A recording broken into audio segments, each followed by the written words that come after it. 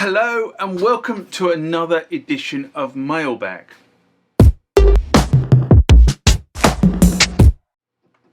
What is Mailbag? Well, Mailbag is a feature of the channel where you guys leave lots of comments on the channel and I attempt to answer those comments, or if I can't answer those comments, I throw it out to you guys who have more knowledge on some of this stuff than I do.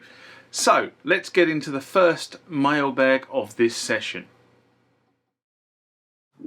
Remember, like, comment, subscribe to the channel.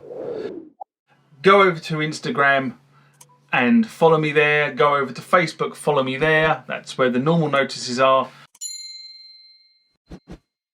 And consider becoming a Patreon.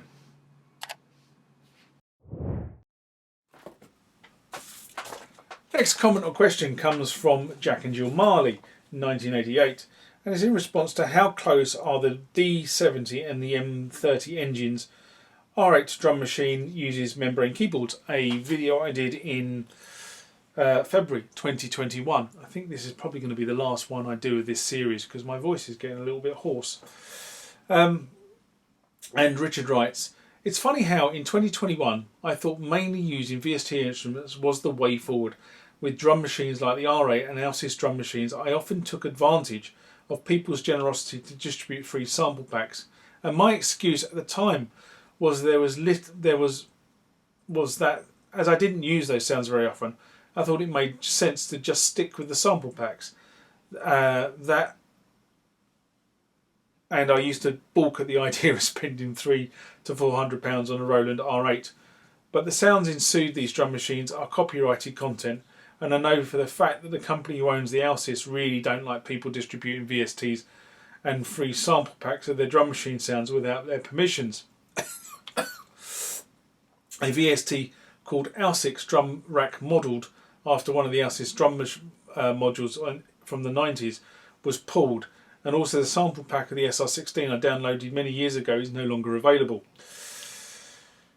That's partly why I decided to go down the hardware with drum machines, especially consider that I'm now using those drum machines sounds more than I used to. But there is a grey area here for free TR707 VSTs and sample packs all over the place, as long as a free TR07 VST is still available. I will use it, especially if I want some solid lo-fi drums to use with my soft synths. But what about Dext? I've recently bought a Roland TR505 as that is a more within my budget. It's also a smaller unit and proved itself useful at a consumer level. Keyboards and organs. Proved itself useful with with consumer level keyboards and organs, including toy keyboards like the Casio A series keyboards. If you want lo-fi music on the cheap, over the last 20 years, in my experience, there has been a paradox when it comes to lo-fi drum machines, FM synthesis, as back in then most people thought it was very outdated and would tell you nobody uses stuff like that in the 21st century. But over the last decade, there has been some kind of 80s revival. You may also say over the last few years there's also been some sort of 90s revival, although 90s nostalgia actually never really went away.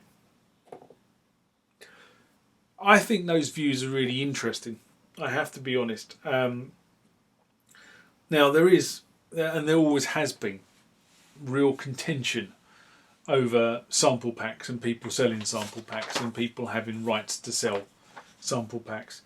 It is a problem, and I don't know where basically, if somebody else has copyrighted something, it is illegal to sell that copyrighted thing without the owner's permission.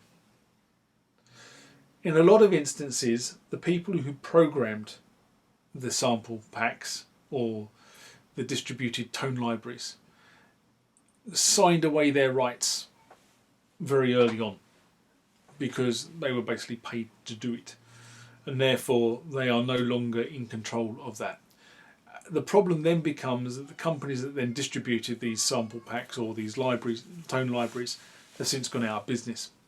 So it becomes very difficult to establish who actually is the legal owner of a lot of this stuff. And I do my best to do this. In a lot of instances, some of the big software, some of the big companies have just washed their hands of it. It's so the technology is so old they just don't care. They're not making any money out of it. They've gone out of print, out of license many years ago. So, as far as they're concerned, they've had their money out of it, and somebody else can profit from it potentially going forward. But it is a really big area of contention.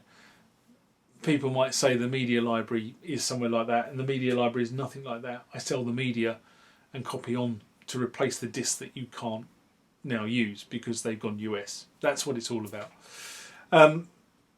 In terms of actually having hardware as opposed to VSTs, this is really a horses for courses conversation. I'm going to use the example of Gary the Death Beats, who is somebody I talk to on a regular basis about this stuff. Now he's pretty much embedded in the VST area. He writes his songs on a computer, he masters his songs on a computer, and uses very little hardware. But he used to use hardware. I mean, I had his JX3P here. I've got another one of his keyboards here that needs repairing. But for him, the way he needs to move around, the VST lifestyle or the VST operation suits him. But it's not necessarily the most creative environment. Okay, so horses for courses, what do you need to do? How do you need to do it? So buying hardware, investing in hardware, even if it's going to cost you a few £100, you've got to kind of, do I need it? Does it aid my workflow?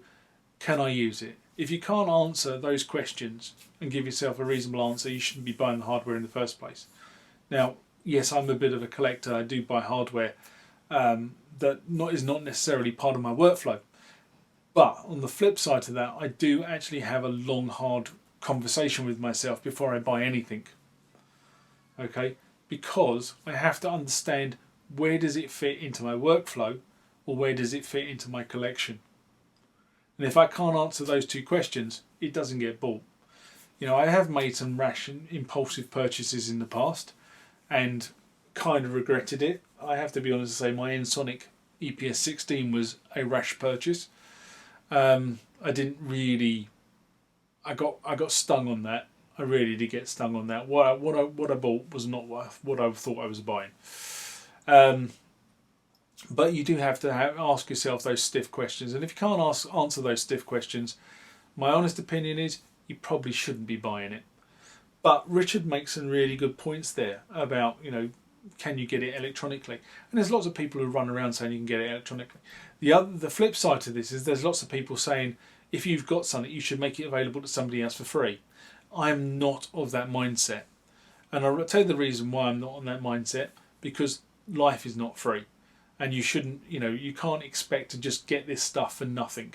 You should expect to have to put your hand in your pocket at some point, because, people